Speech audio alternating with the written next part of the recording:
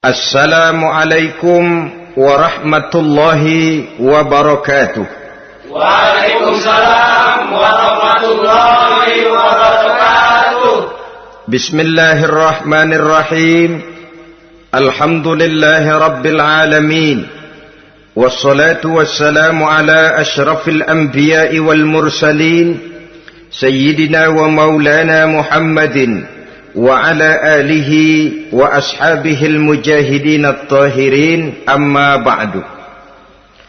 Saudara-saudara kaum muslimin rahimakumullah, agama mengajarkan bahwa di dalam melaksanakan segala macam pekerjaan hendaklah dilaksanakan dengan penuh hati-hati dan perhitungan. Dikatakan dalam pepatah, fit ta'annis salamah wa fil ajalatin nadamah.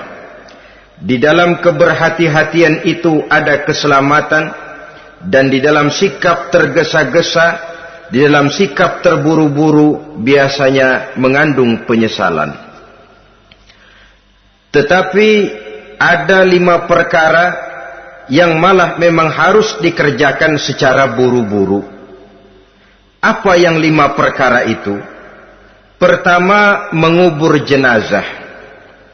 Tidak baik kalau jenazah itu disemayamkan sampai 2-3 hari di rumah. Dan yang lebih baik mengubur jenazah itu adalah di tempat di mana dia meninggal. Contohnya adalah baginda Nabi. Beliau kelahiran Mekah. Beliau wafat di Madinah, maka di Madinah itulah beliau dimakamkan dan bukan di kota Mekah. Karena prinsipnya agama menginginkan kemudahan dan tidak menginginkan kesukaran. Hal kedua yang harus dikerjakan dengan segera ialah mengawinkan anak perempuan. Apabila kita mempunyai anak perempuan, sudah sampai usianya untuk memasuki ambang pintu pernikahan, dan dia sudah minta untuk dinikahkan, maka segeralah orang tua menikahkannya atau mengawinkannya. Sebab biasanya anak perempuan, apalagi di zaman sekarang, kalau tidak segera dikawinkan oleh orang tuanya, dikhawatirkan dia akan kawin sendiri. Dan itu tentu akhirnya akan merepotkan kedua orang tuanya. Hal ketiga yang harus dikerjakan dengan segera dan buru-buru ialah membayar hutang. Apabila kita sudah berhutang kepada seseorang dan sudah ada uang untuk membayarnya, bersegeralah untuk membayar. Sebab kalau ditunda besok, lusa, atau hari minggu depan, dikhawatirkan uangnya akan terpakai untuk kepentingan-kepentingan yang lain, dan hutang akan tetap tinggal hutang, tidak pernah terbayar adanya. Hal keempat yang harus disegerakan ialah menghidangkan makanan untuk orang musafir yang kebetulan menjadi tamu di rumah kita. Dan hal yang kelima yang harus dilakukan dengan buru-buru, dengan segera, bertaubat apabila mengerjakan perbuatan dosa.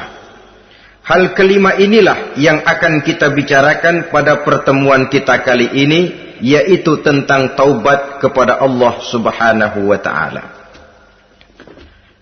Taubat berasal dari kata-kata taba yatubu, yang isim masdarnya adalah taubatan. Artinya sama dengan roja'a yarji'u, ada ya'udu, pulang atau kembali. Bertobat maksudnya kembali dari yang dilarang oleh Allah. Kalau dalam perjalanan hidup ini kita suka menerjang larangan-larangan Allah, melaksanakan apa-apa yang dilarang olehnya, maka taubat artinya meninggalkan larangan-larangan itu dan kembali kepada apa yang diperintah oleh Allah Subhanahu wa ta'ala. Kenapa taubat ini harus disegerakan? Karena makhluk bernama manusia ini sulit melepaskan diri dari dosa dan salah. Nabi bersabda, kullu bani Adam khatta'un wa khairul khatta'ina tawwabun. Setiap anak Adam, yakni setiap manusia, pasti mempunyai dosa dan kesalahan. Dan sebaik-baik orang yang mempunyai dosa dan kesalahan ialah orang yang segera bertaubat. Dengan kata lain, orang yang baik sesungguhnya bukanlah orang yang tidak punya salah, karena tidak ada orangnya yang tidak punya salah. Tetapi orang yang baik adalah orang yang apabila melakukan kesalahan, dia segera sadar, dijadikannya kesalahan itu sebagai pelajaran untuk tidak diulanginya lagi pada masa-masa yang akan datang. Inilah yang digambarkan oleh Allah Subhanahu wa taala dalam surah Ali Imran ayat 135. Walladzina iza fa'alu fahishatan, dan orang-orang yang apabila mereka terjatuh ke dalam perbuatan dosa, au zalamu anfusahum, atau berbuat zalim kepada diri mereka sendiri, zakarullaha fastaghfaru lidzunubihim, mereka segera ingat kepada Allah dan memohon ampun terhadap dosa yang pernah mereka kerjakan. Saudara-saudara kaum muslimin rahimakumullah, sejak awalnya iblis memang sudah memproklamirkan diri di hadapan Allah Subhanahu wa taala. Apa kata iblis? Ya Rabbi wa izzatika la azalu aghwi bani adama ma damat arwahuhum fi ajsadihim. Ya Allah, demi kemuliaan-Mu saya bersumpah, kata iblis, saya akan selalu memperdayakan anak-anak Adam, saya akan selalu menggoda manusia selama ruh mereka masih ada di dalam jasad mereka. Jadi selama ruh masih ada di dalam jasad, selama itulah iblis akan selalu berusaha menggelincirkan manusia untuk jatuh ke tempat-tempat salah dan ke tempat-tempat dosa. Tetapi kemudian Allah juga memberikan jaminan. Allah menjawab proklamasi iblis ini, wa izzati wa jalali ya mal'un la azalu aghfiru lahum mastaghfaru. Demi kehormatanku, demi kemuliaanku, hai mal'un, hai yang terkutuk, hai iblis, kalaupun engkau selalu memperdayakan manusia, kalaupun engkau selalu menipu dan menggoda mereka sepanjang ruh mereka masih ada di dalam jasad, aku akan senantiasa memberikan ampun kepada mereka sepanjang mereka memohonkan ampun kepadaku. Inilah jaminan dari Allah Subhanahu wa ta'ala. Saudara-saudara kaum muslimin rahimakumullah, oleh karenanya apabila kita berbicara tentang taubat, artinya kita berbicara tentang tingkah laku kita dalam kehidupan sehari-hari. Apa yang harus kita lakukan untuk sempurnanya satu taubat? Pertama, menyesal terhadap dosa yang pernah kita lakukan. Kadang-kadang ada juga orang bertaubat, tapi bukan nyesal terhadap dosa yang dia kerjakan, malah puas katanya. Dia ngomong sama teman-temannya, saya dulu zaman muda sudah kenyang judi, kenyang zina, kenyang mabuk-mabukan, sudah puas. Sekarang tinggal benernya saja, saya sudah taubat. Taubatnya sih bagus, tapi puasnya itu yang jelek. Kenapa harus dikatakan puas? Bukan puas, menyesal. Menyesal saya dulu. Kenapa hanyut terjebak dosa? Kenapa tenggelam di meja judi? Kenapa tenggelam di minum-minuman keras? Kenapa hanyut kepada perbuatan munkar dan maksiat? Saya menyesal sekali. Menyesal diperintah dan bukan malah puas. Dari rasa menyesal ini nanti timbul hal yang kedua, yaitu berniat tidak akan mengulangi lagi perbuatan dosa. Kalau menyesal tapi masih diulangi lagi, itu belum taubat yang sebenarnya. Saya kapok, menyesal, tidak mau minum minuman keras lagi. Besok tidak ada minuman keras, malah pusing, nyari kesana kemari. Itu belum taubat yang sebenarnya. Jadi setelah menyesal, berniat tidak akan mengulangi lagi perbuatan dosa itu.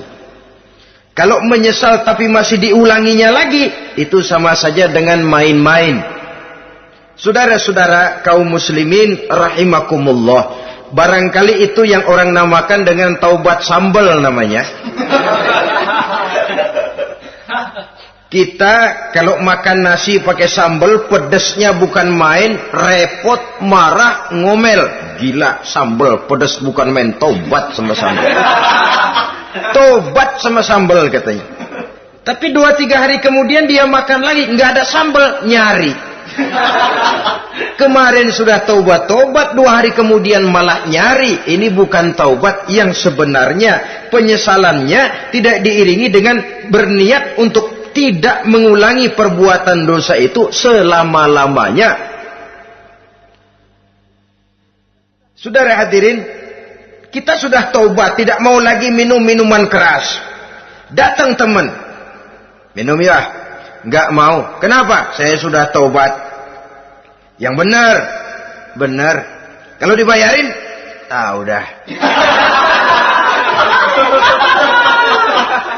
Jadi rupanya taubatnya itu cuma karena nggak ada yang bayarin. Begitu datang yang bayarin, berangkat lagi. Itu belum lagi merupakan taubat yang sebenarnya.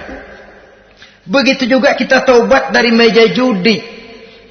Pada waktu sudah bures, bangkrut, habis-habisan, mungkin menyesal, mungkin bertobat.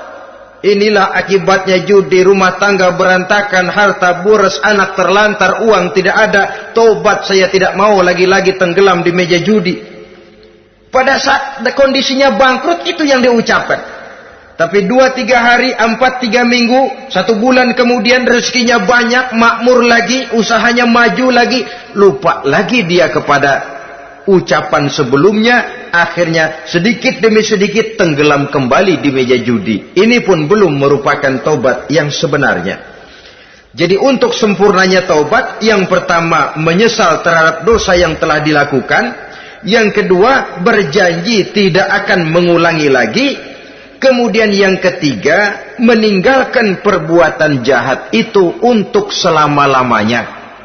Dengan kata lain, kalau memang taubat tidak mau minum lagi, talak 3 itu minuman keras. Kalau memang niat tidak akan berjudi lagi, talak 3 itu segala macam bentuk perjudian, meninggalkan perbuatan jahat. Yang keempat, menunaikan semua fardu dan kewajiban. Sebab barangkali pada saat kita tenggelam dalam dosa, perintah-perintah Allah, jangankan yang sunnah, yang wajib saja sering kita lalaikan. Maka apabila diri telah berniat melaksanakan taubat, maka tunaikan semua kewajiban yang disyariatkan oleh agama kepada kita. Yang kelima, meminta halal kepada para lawannya dengan termasuk mengembalikan hak milik orang lain. Ini kalau menyangkut hukukul adamiyin atau hak-hak manusia. Jadi kalau kita berdosa kepada sesama manusia, Allah belum akan menerima taubat kita kalau kita belum minta maaf kepada yang bersangkutan. Adapun kalau kita sudah minta maaf tapi yang bersangkutan tidak mau memberikan maaf, itu urusan dia kepada Allah. Urusan kita adalah meminta maaf kepada yang bersangkutan. Hal yang keenam, mendidik atau melatih diri untuk bertaat kepada Allah. Sebagaimana kita dulunya telah melatih diri, memperturutkan diri untuk berbuat durhaka. Lalu memperbaiki yang dimakan dan yang diminum. Itu juga merupakan ciri dari orang-orang yang melaksanakan taubat kepada Allah Subhanahu wa ta'ala. Kemudian apalagi memperbanyak istighfar di dalam kehidupan. Disabdakan oleh Nabi, inna likulli da'in dawa'un wa dawa'u zunubi al-istighfar. Sesungguhnya segala macam penyakit tentu ada obatnya, dan obat dari segala macam dosa adalah istighfar. Saudara-saudara kaum muslimin rahimakumullah. Jadi kalau yang terdahulu merupakan perbuatan-perbuatan konkret, maka yang terakhir ini taubat dalam bentuk ucapan berupa memperbanyak istighfar, memohonkan ampun kepada Allah Subhanahu wa ta'ala. Mari kita lihat dalam teladan hidup kita, manusia yang hatinya paling bersih tidak lain adalah Rasulullah sallallahu alaihi wasallam. Beliau sudah mendapat jaminan ampun dari seluruh dosa. Liyaghfir lakallahu ma taqaddama min zambika wa ma ta'akhkhar, kata Allah. Muhammad, dosamu yang dahulu, dosamu yang sekarang, dosamu yang akan datang jikalau memang ada, seluruhnya sudah mendapat jaminan ampun dari Allah. Tetapi coba lihat dari sejarah perjalanan hidup yang mulia ini. Sungguh pun beliau sudah nyata-nyata mendapat jaminan ampun dari Allah. Beliau mengatakan, ayyuhan nas, tubu ilallah, fa inni atubu fil yaumi mi'ata marrah. Wahai manusia, bertaubatlah kepada Allah. Maka sesungguhnya saya, kata beliau, dalam satu hari bertaubat 100 kali kepada Allah. Dalam riwayat yang lain, sab'ina marrah, 70 kali beliau mengucapkan istighfar minimalnya dalam sehari semalam. Orang yang sudah nyata-nyata mendapat jaminan ampun dari Allah ini, satu hari satu malam istighfarnya minimal 70 kali. Apatah lagi kita yang nyata-nyata belum mendapat jaminan ampun dari Allah. Di dalam satu hadis diriwayatkan bahwa iblis laknatullah alaih pernah berkata, ahlaktun nasa bizzunubi wal ma'asi. Aku rusak dan aku hancurkan kehidupan manusia dengan dosa dan dengan segala macam perbuatan maksiat. Iblis menghancurkan manusia dengan menanamkan kegemaran berbuat dosa dan menanamkan kesukaan untuk bergelimang dalam dunia maksiat. Tetapi kemudian iblis mengakui, wa ahlakuni bila ilaha illallah wal istighfar. Tetapi kemudian terbalik, manusia menghancurkan aku dengan kalimat la ilaha illallah dan dengan istighfar, yakni mengucapkan astaghfirullahal azim. Inilah senjata pemungkas menghadapi upaya iblis untuk menghancurkan manusia. Kalau iblis menghancurkan manusia dengan perbuatan dosa, dengan menenggelamkan manusia ke dalam perbuatan-perbuatan maksiat, hendaknya kita sadar. Pada saat kita terdorong untuk melakukan perbuatan dosa, kita lalu sadar inilah perangkap iblis untuk membinasakan saya. Pada saat kita terjebak ke dalam perbuatan maksiat dan munkarat, ingatlah baik-baik, inilah perangkap iblis untuk merusak dan membinasakan saya. Maka hancurkan perangkap iblis, hancurkan tipu daya dan usaha iblis itu dengan apa? Dengan kalimat la ilaha illallah dan dengan memperbanyak istighfar. Falamma ra'aitu dzalik, ketika aku lihat hal itu, kata iblis, mereka hancurkan kita dengan dosa dan maksiat, dan kita hancurkan mereka dengan la ilaha illallah dan istighfar. Diamkah iblis? Puaskah iblis? Ternyata tidak. Apabila aku lihat usaha manusia itu, ahlaktuhum bil huda, ahlaktuhum bil hawa, wahum yahsabuna annahum muhtadun.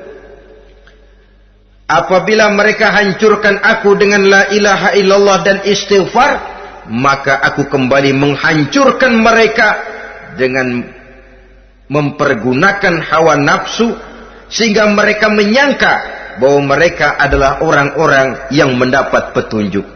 Ditanamkan dalam diri kita perasaan bahwa kitalah orang yang paling benar, itu pun tipu daya iblis. Maka orang pintar itu baik, tapi merasa pintar itu jelek. Orang benar itu bagus, tapi merasa benar itu tidak baik. Karena biasanya orang kalau sudah merasa benar, lalu cenderung untuk menganggap orang lain tidak benar. Kalau sudah begitu, dia akan mengklaim diri, sayalah orang yang paling benar, yang lain tidak benar semuanya. Itu termasuk perangkap iblis juga, setelah kita gempur mereka dengan kalimat tahlil dan dengan kalimat istighfar. Saudara-saudara kaum muslimin rahimakumullah, Allah Maha Pengasih dan Maha Penyayang. Ia akan mengampunkan perbuatan yang bersifat salah dari manusia, Hanya manusia saja yang kadang-kadang bodoh, tidak mau mengampuni dan memaafkan dirinya sendiri, dengan membiarkan dirinya terseret berlarut-larut dalam dosa tanpa keinginan untuk bertaubat. Sepanjang nafas belum sampai di tenggorokan, sepanjang matahari masih terbit di sebelah timur dan terbenam di sebelah barat, sepanjang itu Allah masih akan menerima taubat seorang hamba. Innallaha yaqbalu taubatal abdi ma lam yugharghir. Allah akan senantiasa menerima taubat seorang hamba sebelum nafasnya sampai di tenggorokan. Apabila nafas sudah sampai di tenggorokan, maka taubat sudah terlambat adanya. Lalu yang konkret di dalam kehidupan ini, apa ciri-ciri dari orang yang melaksanakan taubat itu? Seorang ahli hikmah berkata, pertama, orang yang taubat itu kelihatan bahwa dalam kehidupan ini dia mampu menjaga lidahnya dari ucapan yang berlebih-lebihan, dari ucapan yang tidak ada manfaatnya, dari ucapan yang mengandung dosa, namimah, mengadu domba, dan ucapan-ucapan yang merugikan orang lain. Orang yang taubat kelihatan dari lidahnya. Ini yang konkret. Yang kedua, orang yang taubat itu cirinya tidak ada lagi rasa dengki di hatinya, tidak ada keinginan untuk membenci dan memusuhi orang lain. Kenapa? Dia sudah sibuk memikirkan kekurangan dirinya sendiri, sehingga tidak ada waktu lagi untuk mengorek-ngorek, mencari-cari aib dan kekurangan pada diri orang lain. Ini makna ucapan Nabi, tuba liman syaghalahu aibuhu an uyubin nas. Beruntunglah orang yang kekurangan pada dirinya menyebabkan dia cukup sibuk sehingga tidak sempat mencari-cari dan mengorek-ngorek aib dan kekurangan orang lain. Berbeda dengan orang yang masih jauh dari sikap taubat, selalu berusaha mencari dan mengorek-ngorek kekurangan orang lain, sementara aib dan kekurangan dirinya diumpetin. Ini namanya ilmu kancil. Orang lain disorotin, dia ngaling, ngumpet. Kerjaannya apa? Monten orang lain saja. Dia sendiri tidak mau diponten dan tidak mau memonten dirinya. Akibatnya apa? Sikap introspeksi tidak ada. Sikap mawas diri hilang. Sikap melihat, bercermin terhadap pribadinya sendiri hilang. Yang ada cuma menilai orang lain saja. Jadi adapun orang yang sudah bertaubat ini, di hatinya tidak ada dengki. Melihat orang lain mendapat nikmat, alhamdulillah, dia ikut bersyukur. Lain dengan orang yang jauh dari taubat. Tetangganya dapat nikmat, dia meriang. Tidak senang hatinya melihat orang lain senang. Orang melarat malah tepuk tangan. Saudara hadirin yang saya muliakan, orang yang semacam ini pada hakikatnya selalu disiksa oleh perasaannya sendiri. Kalau tetangganya yang kaya, ditanya kemana dukunnya. Tapi kalau tetangganya jatuh melarat, dia tepuk tangan, gembira bukan main. Lain dengan orang yang sudah bertobat, hasud itu hilang dari dirinya. So hasud inilah yang akan memakan kebaikan yang kita kerjakan. Kata Nabi, hasud itu bisa memakan kebajikan seperti api memakan kayu bakar. Allahu Akbar. Puasa kita, zakat kita, sholat kita, habis keropos dimakan oleh sifat hasud. Tidak terasa, tapi begitu kita punya sifat dengki kepada orang lain, maka sholat kita dimakan oleh dengki tadi, puasa kita dimakan oleh dengki tadi, segala macam kebaikan yang kita kerjakan dimakan oleh si dengki tadi, seperti api memakan kayu bakar, cepat sekali. Itulah sebabnya bagaimanapun banyak kebaikan yang sudah kita kerjakan, jangan bangga dan jangan lalai. Sebaliknya, bagaimanapun besar dosa dan kesalahan yang pernah kita lakukan, jangan putus asa dari rahmatnya Allah Subhanahu wa ta'ala. Jadi yang kedua, ciri orang yang bertaubat, di hatinya tidak ada dengki dan tidak ada rasa ingin memusuhi orang lain. Dia berhadapan dengan setiap orang dengan modal husnuzon, baik sangka kepada Allah. Tidak a priori. Kadang-kadang ada orang ketemu saja baru tapi sudah punya rasa jelek. Diperturutkannya suuzonnya. Yang ketiga, ciri orang bertaubat itu menjauhkan diri dari pergaul dengan orang-orang jahat. Sebab kita tahu bahwa pergaulan sangat besar pengaruhnya dalam ikut membentuk kepribadian manusia. Asyariku wa fi syarri syarrun. Bersekutu dengan kejahatan biasanya ikut jadi jahat. Walaupun secara langsung tidak melakukan kejahatan, tapi sudah termasuk dalam jamaah yang jahat juga namanya. Saudara-saudara kaum muslimin, bukan berarti orang yang taubat lalu tidak mau bergaul itu juga mencerminkan keangkuhan diri. Bergaul dia bergaul, tetapi kepada orang-orang yang jahat ia sekedar menghindarkan diri pergaulannya itu dari kejahatan yang bisa ditimbulkan oleh orang-orang jahat tadi. Ciri yang keempat dari orang yang bertaubat, dia mempersiapkan diri untuk menghadapi mati. Mempersiapkan diri. Sebagaimana kita tahu, kalau kita akan pergi ke luar kota, tentu kita membawa bekal. Makin jauh perjalanan, makin banyak bekal yang harus kita bawa. Hidup ini adalah perjalanan panjang yang kita juga memerlukan bekal dalam kehidupan. Orang yang bertaubat, orang yang mempersiapkan diri untuk menghadapi maut dan menghadapi hari-hari sesudah maut itu datang. Menghadapi kehidupan di alam barzakh, menghadapi kehidupan di alam akhirat dan selanjutnya. Dia mempunyai persiapan sehingga kapan maut datang dia sudah punya persiapan lebih dahulu.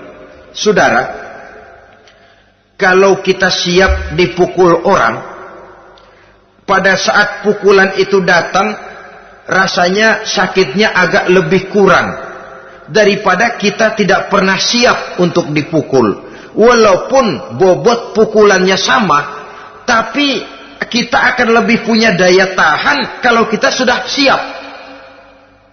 Oleh karena itu, orang yang bertobat, orang yang mempunyai persiapan untuk menghadapi mati. Tidak hanya untuk menghadapi mati, tapi juga menghadapi hidup di seberang kematian nanti. Maka karenanya dia sibuk dengan dunianya, tapi juga dia lebih sibuk dengan akhiratnya. Dia tenggelam dalam berbagai macam kesibukan dunia, lain saat dia memfanakan diri untuk membekali diri menghadapi kehidupan sesudah hidup yang sekarang ini. Ciri-ciri ini tentu akan kelihatan dari gerak hidup seseorang. Saudara-saudara kaum muslimin rahimakumullah. Jadi dengan kata lain, kalau kita kembali kepada surah Ali Imran ayat 135 tadi, apabila dalam kehidupan terjebak kita kepada perbuatan dosa atau zalim kepada diri sendiri, zakarullah, segeralah mengingat Allah, fastaghfaru li dzunubihim, dan segera memperbanyak istighfar, memohon ampun kepada Allah Subhanahu wa taala, sebab dosa dalam Islam hanya bisa ditebus dengan taubat. Bukan dengan uang, bukan dengan beras, bukan juga dengan piagam. Dosa dalam Islam hanya bisa ditebus dengan melaksanakan taubat kepada Allah. Dan untuk bertaubat tidak usah ngulur waktu. Besok saja, bulan depan saja, tahun depan saja, nanti saja kalau sudah agak sedikit tua. Ibarat diri kita ini kaca, kata Imam Ghazali, maka dosa adalah debu. Apabila kaca kena debu, sedikit nempel debu, lalu dilap, sedikit nempel debu, terus dilap lagi, insya Allah kaca akan tetap bersih. Tapi kalau kita menunggu debu sampai banyak, apalagi sampai berurat, berkarat, nanti akan sulit membersihkannya. Demikian hati manusia itu. Kalau sudah dihinggapi oleh dosa, ditumpuknya lagi, berkarat dosa dalam hati, biasanya berat untuk melaksanakan taubat. untuk lebih meningkatkan pengertian kita tentang ciri dari orang-orang yang bertaubat, mari kita ikuti sebuah dialog yang pernah terjadi antara Rasul dengan para sahabat. Satu hari ketika sedang berkumpul dengan para sahabat, baginda Rasul bertanya, "Atadruna manit taib?" Saudara-saudara, tahu enggak saudara-saudara, siapa sebenarnya orang-orang yang bertaubat itu? Macam-macamlah jawaban para sahabat, tapi yang jelas akhirnya mereka berkata, Allahu wa rasuluhu a'lam. Allah dan Rasulnya yang lebih tahu siapa sebenarnya orang yang bertaubat itu. Atas jawaban ini, baginda Rasul lalu menegaskan, pertama, man taba wa lam yata'allamil ilma falaysa bitaibin.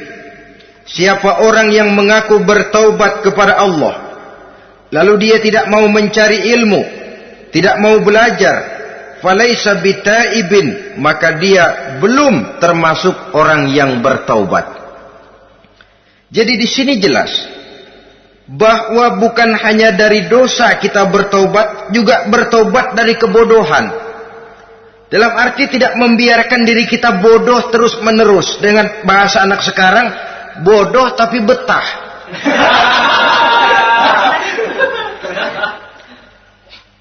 Orang yang mengaku bertaubat tapi tidak menggali ilmu, tidak mau belajar, tidak mau mencari ilmu, tidak hadir di mana majelis taklim, belum dianggap taubat yang sebenarnya. Jadi grafik orang yang taubat itu kelihatan dari kesungguhannya mencari ilmu, menghadiri majelis taklim, menghadiri kuliah-kuliah, ceramah-ceramah dan diskusi-diskusi keagamaan. Rakus dia dengan ilmu pengetahuan agama, sehingga dengan ilmunya taubatnya semakin mantap. Ini ciri yang pertama. Lalu beliau bersabda lagi, wa man taba wa lam yazdad fil ibadati falaysa bitaibin.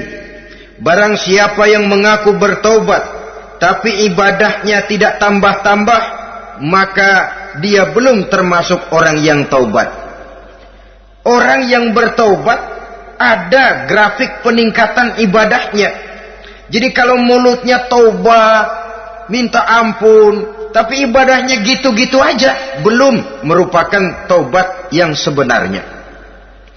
Jadi pada saat dia melaksanakan taubat, memproklamirkan diri untuk kembali ke jalan Allah, nilai ibadahnya meningkat.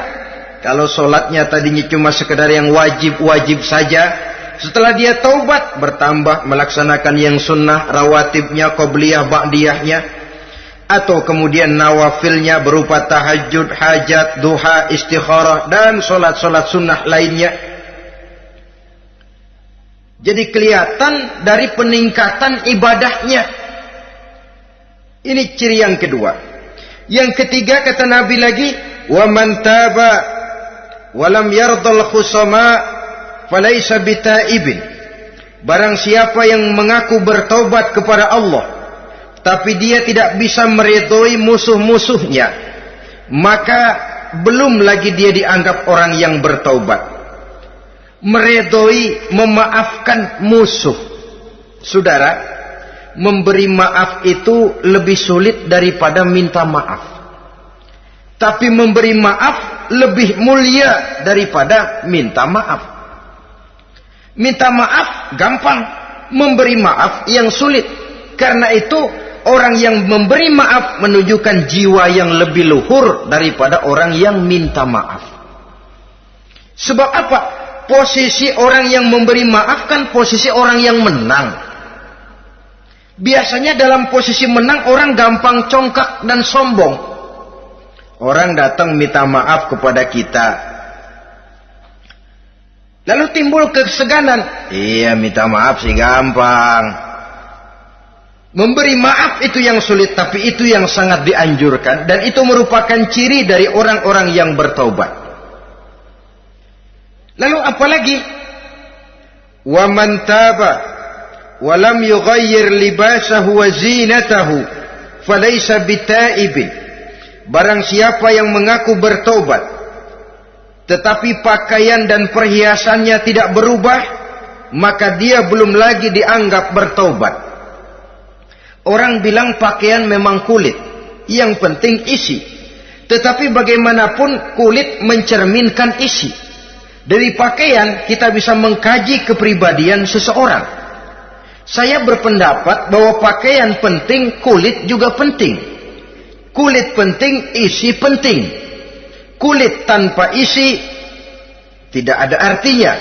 Isi tanpa kulit juga meragukan orang. Wah, yang penting kan isinya, kulitnya gimana saja. Saya mau tanya, saudara dapat duren di jalanan, isi aja nggak ada kulitnya. Kira-kira dimakan nggak duren itu? Paling kurang akan menimbulkan keraguan. Jangan-jangan sudah dicampur racun ini. Jadi dengan demikian orang yang bertaubat ini kelihatan dari cara berpakaian, cara berhias diri, tidak over. Dia kembali kepada fungsi berpakaian. Dalam Islam kan sesungguhnya fungsi pakaian itu yang paling utama. Pertama, nutup aurat. Itu ukurannya. Yang kedua, pantas. Yang ketiga, baru soal mode. Di zaman kita sekarang terbalik. Mode nomor 1, pantas belakangan, nutup aurat apa tidak nomor 16.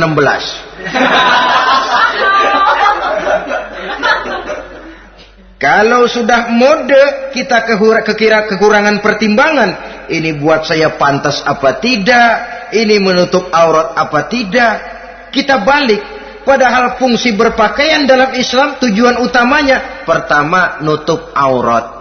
Biar modenya mutaakhir, ciptaan Pierre Cardin sekalipun, kalau memang tidak nutup aurat, ya hukumnya masih belum berpakaian. Atau juga ukuran yang kedua, pantas. Yang orang lain pantas, kita pakai, belum tentu kita pantas. Kita kadang-kadang kehilangan pertimbangan. Lihat iklan, bintang film memakai pakaian yang begini bagus, lalu kita pakai saja. Ya tentu namanya bintang film. Kadang-kadang pakaian untuk show dipakai buat kondangan. Akhirnya habis sekampung orang nonton dia. Ya nggak pantas toh, nggak wajar. Saudara hadirin yang saya muliakan, orang yang bertobat kelihatan dari pakaian dan perhiasannya. Kalau sudah memakai perhiasan, ya sekedarnya saja. Tidak lalu dengan niat supaya orang tonton, supaya orang lihat, supaya orang tahu dia kaya, supaya timbul decak kagum, asal dia lihat orang lalu wah. Kalau sudah diwahi lalu senang. Saudara hadirin yang saya muliakan, kemudian kata Nabi lagi, wa man taba wa lam yubaddil ashabahu falaysa bitaibin. Siapa yang mengaku bertaubat tapi pergaulannya dari itu ke itu saja, seperti itu juga tidak mengalami perubahan, maka dia belum lagi dianggap bertaubat. Kalau taubat kita dari judi, jangan bergaul lagi dengan penjudi. Dalam arti jangan berkumpul di majelis judi. Ah, saya sih udah tobat nggak main judi, tapi ngumpulnya di situ terus. Ya bagaimana? Pada akhirnya toh akan terseret juga. Saudara hadirin yang saya muliakan, jadi dengan demikian lingkungan juga sangat besar pengaruhnya dalam kriteria orang yang bertaubat. Selanjutnya Nabi bersabda, "Wa man taba walam yughayyir khuluquhu falaysa bitaibin." Siapa yang mengaku bertaubat tapi akhlaknya, budi pekertinya tidak mengalami perubahan, maka orang itu pun belum dianggap bertaubat. Ini juga konkret. Orang yang bertaubat kelihatan dari akhlaknya. Kalau kemarin sama orang tua songong, kurang ajar, nyelongcong, maka setelah taubat dia berakhlak kepada orang tua. Kalau kemarin kepada anak muda menindas, tidak senang kepada anak muda yang maju, setelah dia taubat dia bisa menyayangi kepada anak-anak muda. Akhlak ini lain dengan adat, istiadat. Adat biasanya hanya memandang yang lahir, sedangkan akhlak zahir batin dipandang. Contoh, seorang anak muda kalau lewat di depan orang tua membungkukkan badan, menurut adat dia sudah sopan. Tapi menurut akhlak belum tentu berakhlak. Tergantung kepada niatnya apa membungkukin badan. Permisi apa ngina. Kan mungkin saja orang membungkukan badan lewat di depan aki-aki karena menghina sebab aki-aki itu badannya udah bungkuk. Jadi gerakan zohir yang baik, yang diiringi dengan niat yang baik, itulah cerminan daripada akhlak. Kalau adat terlepas dari soal niat. Asal zohirnya sudah oke, menurut adat, oke dia beradat. Niatnya apa? Adat tidak pernah menilai. Maka orang yang bertaubat pun kelihatan dari akhlaknya. Dan akhlak itu adalah keseluruhan tingkah hidup manusia. Cara berjalan ada akhlak. Cara makan ada akhlak. Cara duduk ada akhlak. Cara tidur ada akhlak. Sehingga pantas ketika Siti Aisyah ditanya, Aisyah, Rasulullah itu akhlaknya apa sih? Beliau menjawab, karena Rasulullah khuluquhul Quran. Rasulullah itu akhlaknya Quran. Sehingga di kalangan ilmuwan lalu ada ungkapan bahwa Nabi Muhammad adalah Quran berjalan. Maksudnya seluruh konsepsi Quran sudah diterjemahkan dalam kehidupan Nabi. Maka tidak heran kalau Islam mengatur kehidupan manusia sejak yang sekecil-kecilnya sampai yang sebesar-besarnya. Cara berpakaian ada akhlaknya, kan begitu toh dalam Islam. Saudara diri di depan kaca, ngaca, ada akhlaknya, ada bacaannya. Allahumma kama hassanta khalqi fahassin khuluqi. Sampai saudara masuk ke dalam WC sekalipun ada akhlaknya. Karena akhlak adalah keseluruhan gerak hidup manusia. Orang yang bertobat kelihatan dari perubahan akhlaknya. Kemudian beliau bersabda, "Wa man taba wa lam yatwi firashahu wa bisatahu falaysa bitaibin." Siapa orang yang mengaku bertaubat tetapi dia tidak menggulung tempat tidur dan spraynya, maka dia belum dianggap bertaubat. Ini bahasa kinayah. Menggulung spray, melipat tempat tidur artinya lebih banyak ibadahnya daripada tidurnya. Kalau ngaku taubat tapi sehari 24 jam, 22 jam tidur, cuma 2 jam ibadah, ya belum mencapai kriteria itu. Dengan kata lain, orang apabila sudah memproklamirkan diri untuk taubat, menyingsingkan lengan baju, melipat spray, menggulung tempat tidur. Bukan berarti dia tidak tidur-tidur, tetapi bersiap diri untuk melaksanakan ibadah yang pada saat dia terjebak dalam dosa, sudah banyak ibadah yang ditinggalkannya. Saudara-saudara kaum muslimin rahimakumullah. Kemudian beliau bersabda pula, "Wa man taba wa lam yatasaddaq falaysa bitaibin." Barang siapa yang mengaku bertobat, kemudian dia tidak menyedekahkan karunia yang diberikan Allah kepadanya, maka taubatnya belum lagi dianggap taubat yang sebenarnya. Faman istabana minal abdi hazihil khisal fahuwa taibun haqqa. Apabila nyata tanda-tanda ini pada diri seorang hamba, maka barulah taubatnya dinamakan taubat yang sebenarnya. Jadi untuk taubat itu ada 2 jalan yang bisa kita tempuh. Pertama, taubat dengan lisan. Taubat dengan ucapan. Dalam artian apa? Memperbanyak istighfar. Istighfar yang mana? Yang mana yang mungkin saja. Kalau waktunya sempit ya istighfar yang pendek-pendek. Astaghfirullah, astaghfirullah, astaghfirullah. Mau yang lebih panjang, astaghfirullahalazim allazi la ilaha illa huwal hayyul qayyum wa atubu ilaih min jami'il ma'asi waz zunub la haula wala quwwata illa billahil aliyyil azim. Ada waktu yang lebih panjang lagi membaca sayyidul istighfar. Tiap kali berbuat jahat, tiap kali diiringi dengan istighfar. Nah, ini yang bisa runtuh dengan istighfar ini dosa apa? Dosa yang ringan. Dosa yang biasanya dilakukan oleh panca indera kita. Mata ini dosa mata, insya Allah bisa runtuh dengan istighfar. Ngelihat yang haram, cepat nunduk, astagfirullah. Habis nunduk, jangan ngeliatin lagi. Kadang-kadang ngelihat nunduk, istighfar, melotot lagi, istighfar lagi.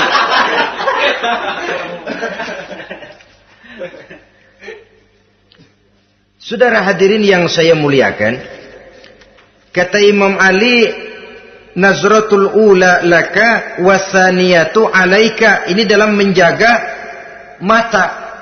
Pandangan pertama rezekimu kelihatan, namanya kelihatan kan rezeki. Pandangan pertama rezekimu, ulangannya dosamu. Ulangannya ini yang bisa membawa dosa. Dosa karena lidah, mengucapkan kata-kata yang menyakitkan orang. Dengan istighfar, insya Allah runtuh.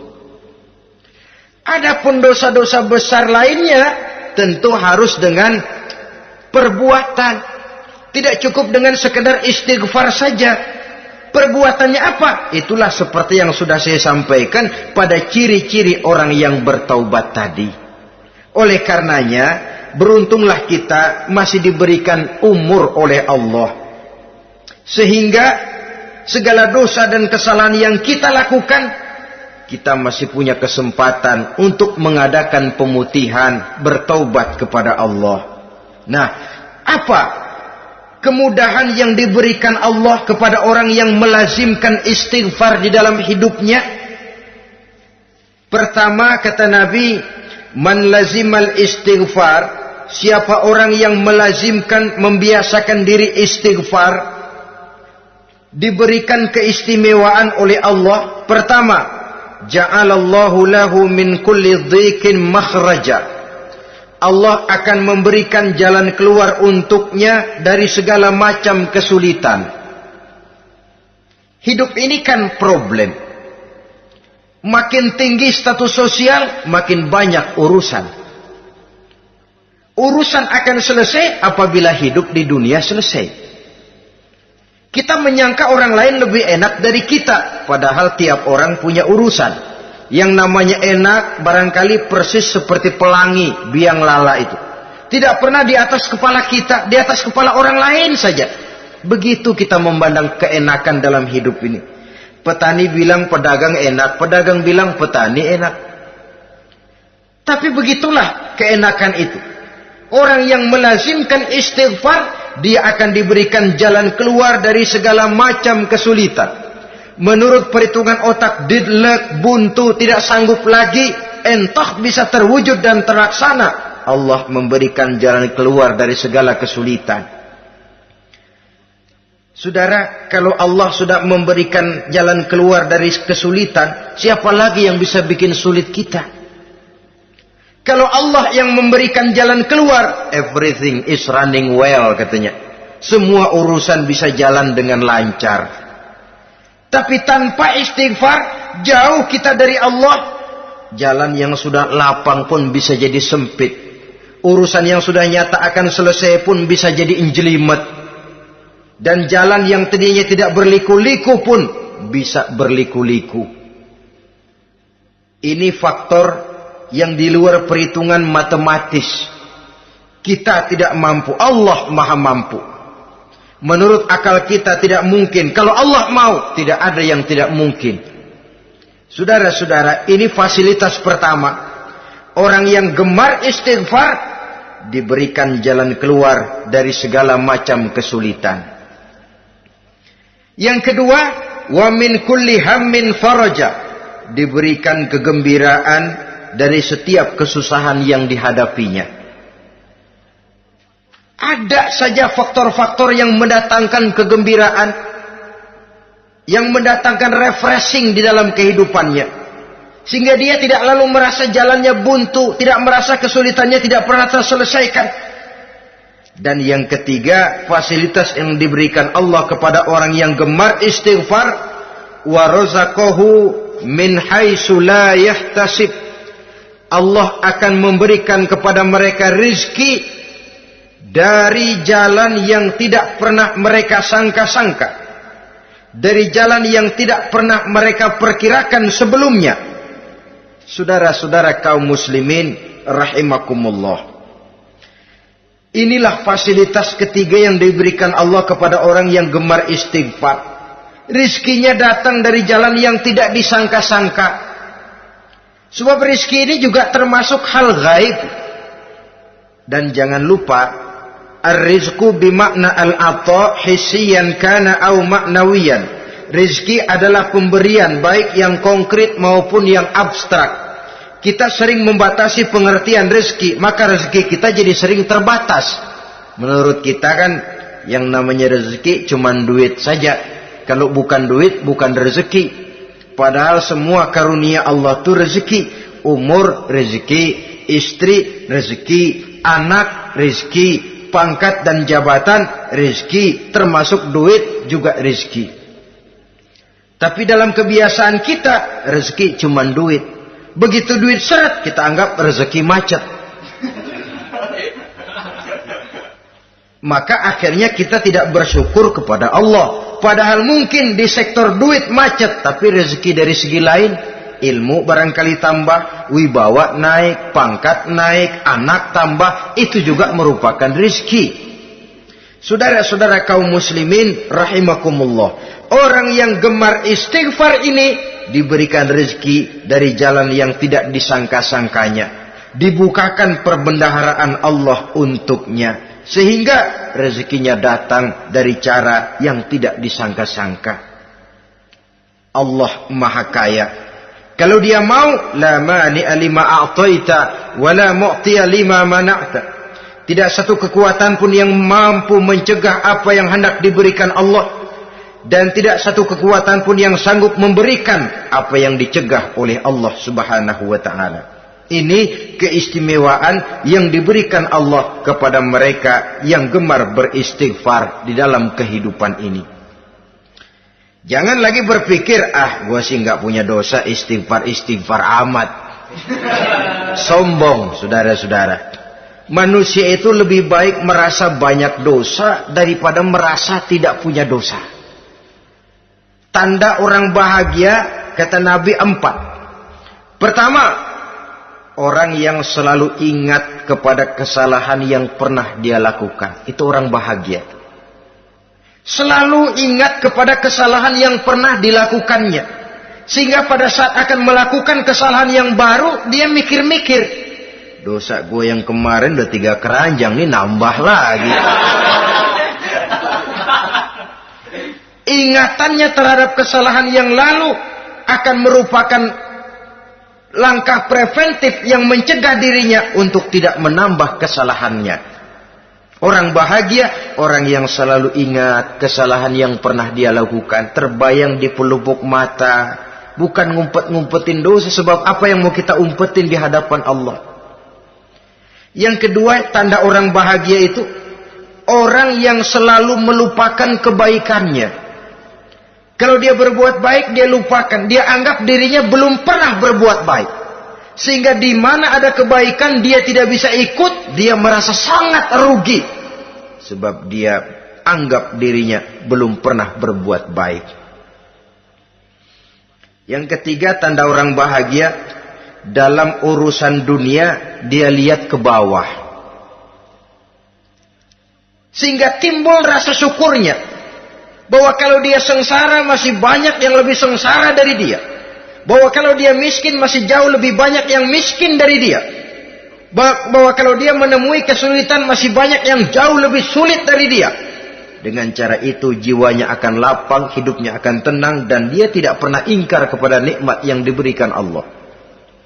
Sebaliknya yang keempat, tanda orang bahagia itu dalam urusan akhirat dia lihat ke atas. Dunia, lihat yang bawah. Akhirat, lihat yang atas. Kalau dia bisa sholat, kenapa saya tidak? Kalau dia sanggup puasa, kenapa saya tidak? Kalau dia bisa baca Quran, kenapa saya tidak? Timbul panas, nyontoh ibadah mendatangkan kebahagiaan.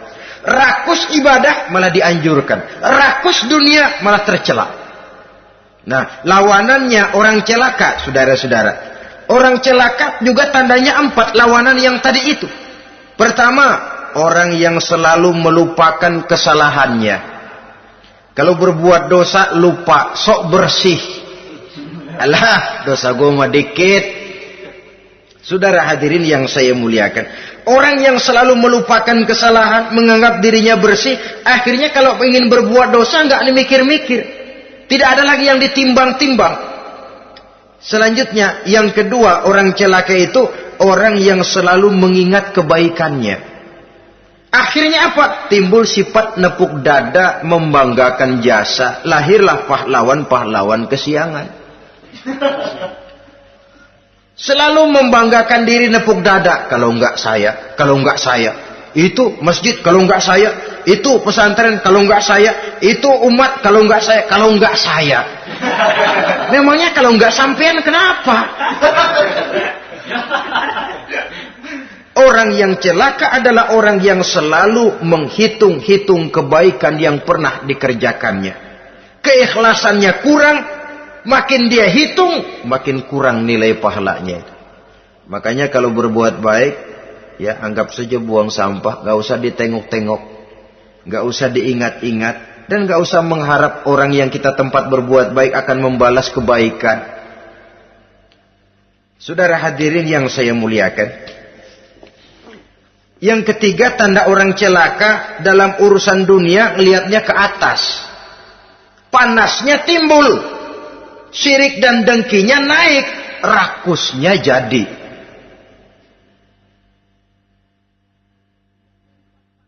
Timbul sifat panasnya itu. Tidak mau ngerti. Kalau tetangga saya bisa beli kulkas, kenapa saya tidak? Kalau tetangga saya bisa beli motor, kenapa saya tidak? Kalau tetangga saya bisa beli mobil, kenapa saya tidak? Gaji nggak cukup, tuyul piara.